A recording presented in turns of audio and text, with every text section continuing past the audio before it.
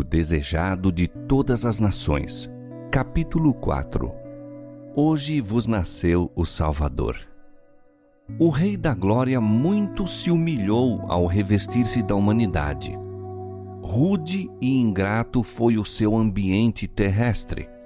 Sua glória foi velada para que a majestade de sua aparência exterior não se tornasse objeto de atração. Esquivava-se a toda exibição exterior. Riquezas, honras terrestres e humana grandeza nunca poderão salvar uma alma da morte. Jesus se propôs que nenhuma atração de natureza terrena levasse homens ao seu lado. Unicamente a beleza da verdade celeste devia atrair os que o seguissem. O caráter do Messias fora desde há muito predito na profecia e era seu desejo que os homens o aceitassem em razão do testemunho da palavra de Deus. Os anjos maravilharam-se ante o glorioso plano da redenção. Observavam a ver de que maneira o povo de Deus receberia seu Filho revestido da humanidade. Anjos foram à terra do povo escolhido. Outras nações estavam embebidas com fábulas e adorando falsos deuses. À terra onde se revelara a glória de Deus e brilhara a luz da profecia foram os anjos. Dirigiram-se invisíveis a Jerusalém, aos designados expositores dos sagrados oráculos e ministros da casa de Deus. Já a Zacarias, enquanto ministrava perante o altar, fora anunciada a proximidade da vinda de Cristo. Já nascido estava o precursor, havendo sua missão sido atestada por milagres e profecias. As novas de seu nascimento e o maravilhoso significado de sua missão tinham sido amplamente divulgados. Todavia, Jerusalém não se estava preparando para receber o Redentor. Com pasmo viram os mensageiros celestiais a indiferença do povo a quem Deus chamara para comunicar ao mundo a luz da sagrada verdade. A nação judaica fora conservada como testemunho de que Cristo havia de nascer da semente de Abraão e da linhagem de Davi. No entanto, não sabiam que sua vinda se achava agora às portas.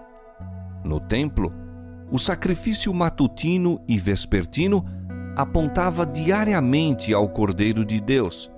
Entretanto, nem mesmo ali havia qualquer preparação para o receber. Os sacerdotes e doutores da nação ignoravam que o maior acontecimento dos séculos estava prestes a ocorrer. Proferiam suas orações destituídas de sentido e realizavam os ritos do culto para serem vistos pelos homens, mas em sua luta por riquezas e honras mundanas, não estavam preparados para a revelação do Messias. A mesma indiferença penetrava a terra de Israel. Corações egoístas e absorvidos pelo mundo ficavam impassíveis ante o júbilo que comovia o céu. Apenas alguns estavam ansiando contemplar o invisível. A esses foi enviada a embaixada do céu.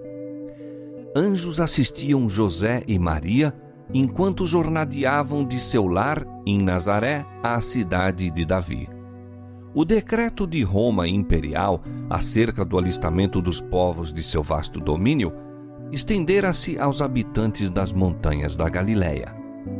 Como outrora Ciro fora chamado ao trono do império do mundo a fim de libertar os cativos do Senhor, assim César Augusto se tornara o instrumento para a realização do desígnio de Deus em levar a mãe de Jesus a Belém. Ela é da linhagem de Davi e o filho de Davi deve nascer na sua cidade.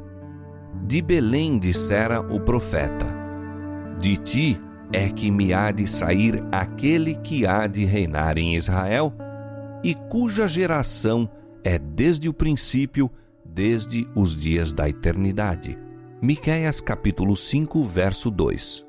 Mas na cidade de sua real linhagem, José e Maria não são reconhecidos nem honrados. Fatigados e sem lar, atravessavam toda a extensão da estreita rua, da porta da cidade ao extremo oriental desta, buscando em vão um lugar de pousada para a noite. Não há lugar para eles na apinhada hospedaria. Num rústico rancho em que se abrigam os animais, encontraram afinal refúgio e ali nasce o Redentor do mundo. Os homens não o sabem, mas as novas enchem o céu de regozijo. Com mais profundo e mais terno interesse, os santos seres do mundo da luz são atraídos para a terra. Todo o mundo se ilumina à presença do Redentor. Sobre as colinas de Belém, acha-se reunida inumerável multidão de anjos. Esperam o sinal para declarar as alegres novas ao mundo. Houvessem os guias de Israel sido fiéis ao depósito que se lhes confiara e teriam partilhado da alegria de anunciar o nascimento de Jesus. Mas assim foram passados por alto. Deus declara: derramarei águas sobre o sedento e rios sobre a terra seca. Aos justos nasce luz nas trevas. Isaías capítulo 44, verso 3 e Salmo 112, verso 4. Aos que andam em busca de luz e a aceitam com alegria, fugirão os brilhantes raios que descem do trono de Deus.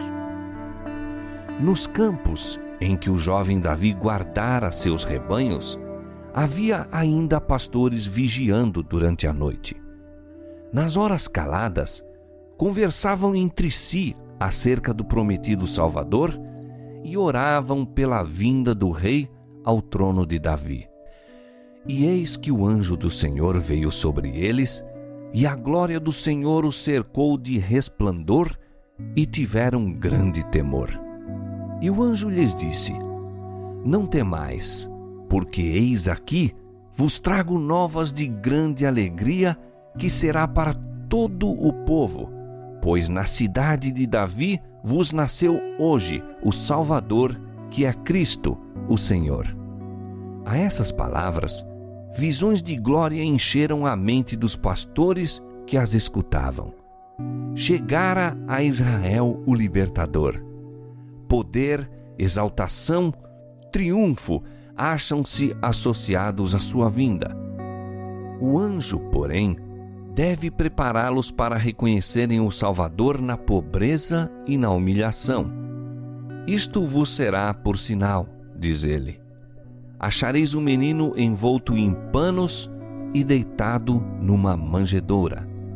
O celestial mensageiro acalmara-lhes os temores. Dissera-lhes como poderiam encontrar Jesus.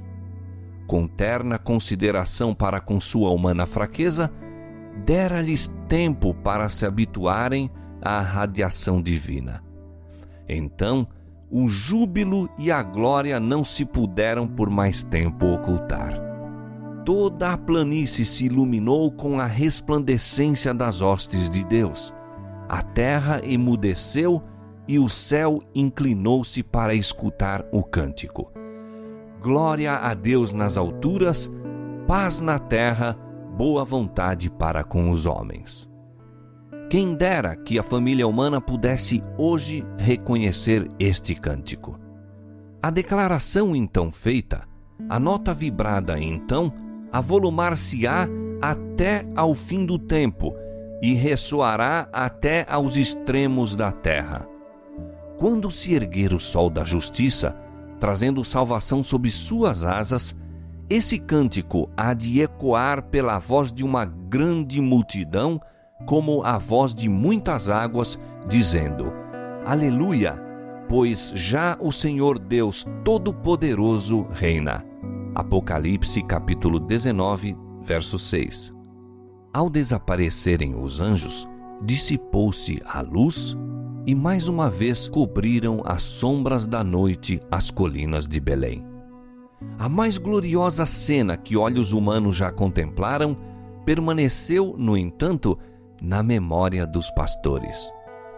E depois que os anjos se retiraram deles para o céu, os pastores diziam entre si: "Vamos até Belém e vejamos o que é que lá sucedeu e o que é que o Senhor nos manifestou."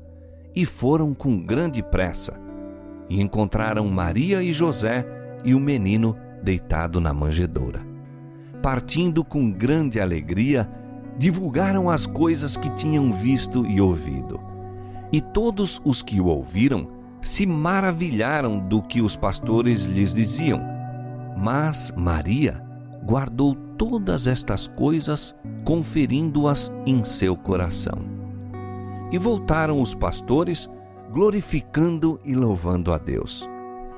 Não se acham o céu e a terra mais distanciados hoje do que ao tempo em que os pastores ouviram o cântico dos anjos.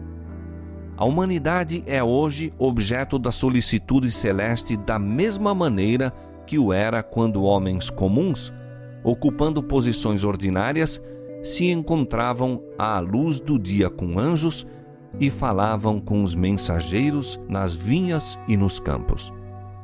Enquanto nos movemos em nossos afazeres comuns, podemos ter bem perto o céu. Anjos das cortes no alto assistirão os passos dos que vão e vêm às ordens de Deus. A história de Belém é inexaurível.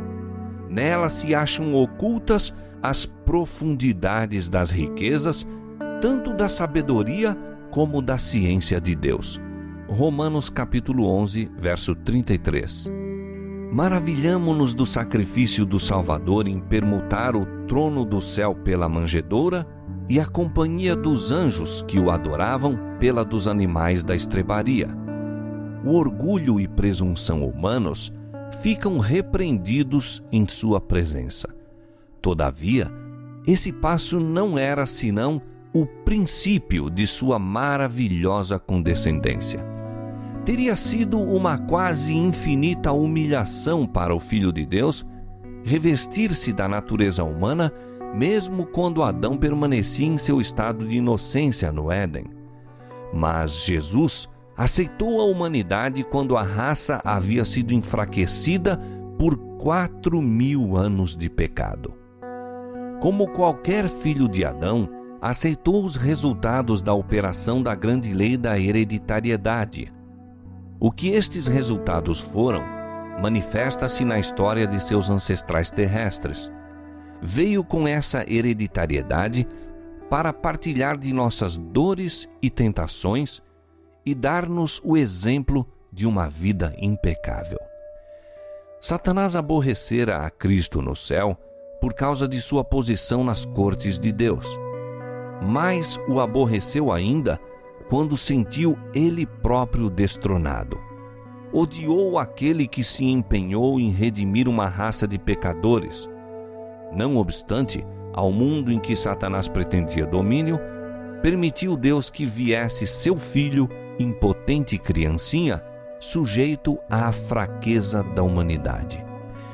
Permitiu que enfrentasse os perigos da vida em comum com toda a alma humana, combatesse o combate como qualquer filho da humanidade o tem de fazer, com risco de fracasso e ruína eterna. O coração do pai humano compadece-se do filho. Olha a fisionomia do pequenino e treme ante a ideia dos perigos da vida. Anela proteger seu querido do poder de Satanás, guardá-lo da tentação e do conflito.